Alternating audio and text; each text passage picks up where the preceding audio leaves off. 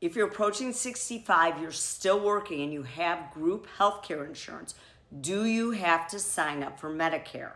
Number one question I get, people's biggest fear is messing up with this question.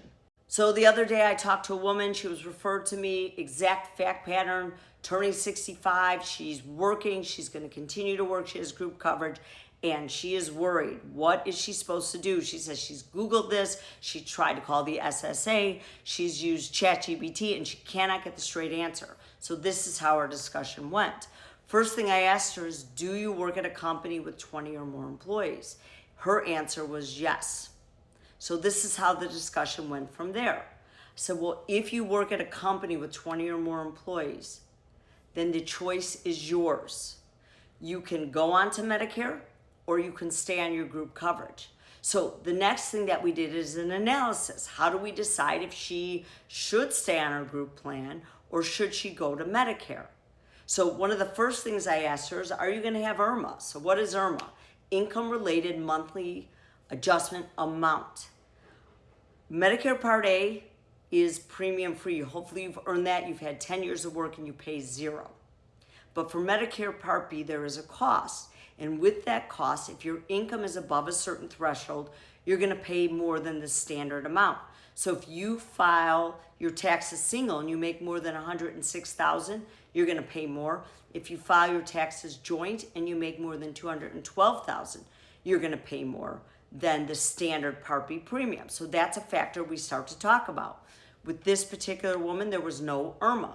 So now we got to the next thing, and I said, well, tell me about your plan. Do you like your plan? Yes, I like my plan. Okay, what is your monthly cost? What is your deductible? And what is your max out of pocket? Once I have that data, we can go through it and compare it to Medicare costs, including IRMA.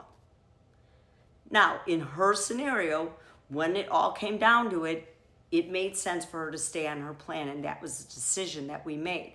But the next question she had for me was, well, do I have to tell Medicare? And my answer was, as long as you're not taking your Social Security, where you're automatically signed up for Part B, you don't have to do a thing. You don't have to call them and say, I'm not taking it. But rather what will happen is in the future, when you do retire, you'll have a special enrollment period. You won't have penalties. That was her next worry. And you'll submit the proper paperwork and you'll be able to sign up for Medicare when it's time for you to retire.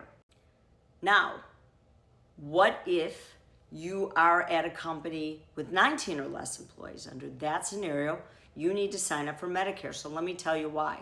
Under the 20 or more scenario, you have a primary payer. Their job is to continue to be your insurer. If you're at a company with 19 or less employees, that insurance company, policy becomes secondary to Medicare. So if you have a big claim and you don't have Medicare, that secondary plan doesn't have a primary obligation to cover your claims. So under that scenario, no matter what, I'm telling everybody, sign up for Medicare. You won't be penalized for not doing it, but you could put yourself in a bad position if you ended up with some health problems.